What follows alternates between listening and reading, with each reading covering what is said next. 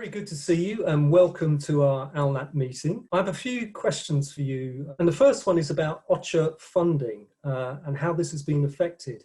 I know that you've made some big appeals to fund the COVID response plan, and it will be really interesting to know how donors have responded.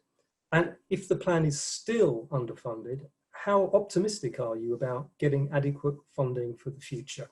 The overall effect of COVID-19 has been dramatically, obviously, to increase humanitarian needs around the world. And that is a combination of the effect of the virus itself, but also the consequences of the virus, the secondary indirect effects, if you like. And in fact, those secondary indirect effects, which are about increased food insecurity, decline in health services, lots of children out of school, they're much bigger in the very poorest countries than the direct effects. On the fundraising side, in 2018, we raised $16 billion, which was a record actually for the appeals I coordinate. In 2019, we raised $18 billion. Significant increase, obviously another record. And I think this year in 2020, we'll raise $20 billion. So the good news is we're raising more money. The bad news is the gap between what we need and what we get is growing. Mark, it's great to hear that the funding trend is upwards. That's very, very good news. It's a little bit more alarming to hear that the gap between need and funding is growing wider at the same time. So that seems to be getting bigger.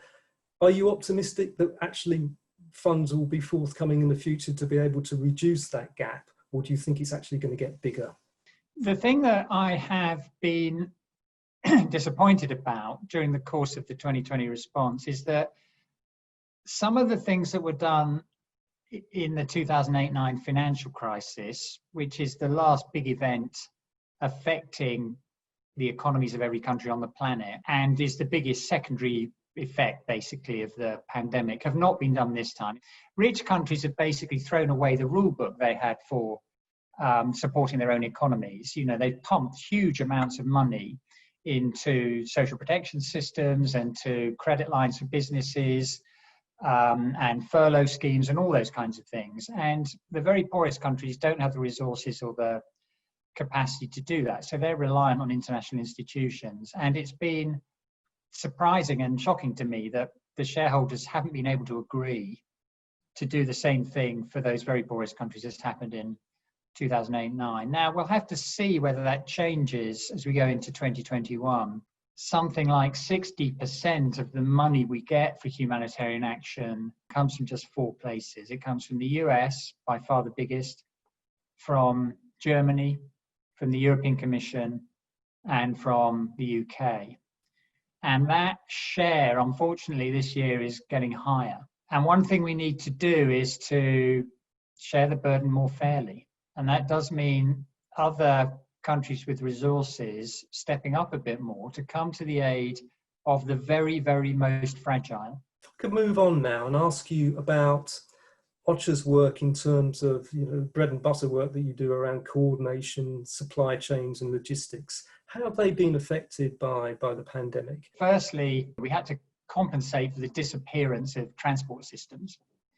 Secondly, in quite a few places, we've seen greater difficulty in getting access to populations in need, visa problems, mobility problems, and so on.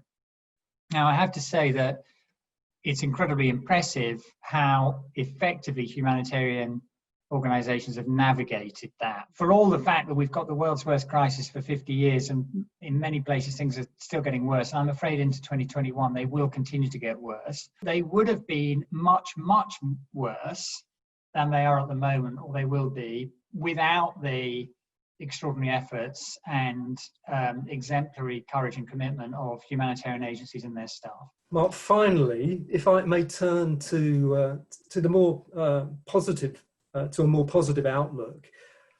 I mean, a lot of people do believe that when we're in the middle of a catastrophe such as the COVID-19 pandemic, everything's thrown up in the air, there's opportunities for change and improvement. from where you look at things, if there was one action that the humanitarian community could take in order to improve the business model that we have, what would it be? If I could wave my magic wand, my non-existent magic wand, and get a step change on one thing, it would actually be much greater use of cash, because the easiest, fastest way to help most people is to give them the wherewithal in a dignified way to solve their own problems. And we've seen a growth in the use of cash in humanitarian settings over recent years, but we could have a transformation, and that would make for a better system which is more accountable to the people we say we want to be accountable to, is more dignified, gives people more control over their own lives. So that would be the way I would wave my non-existent magic wand.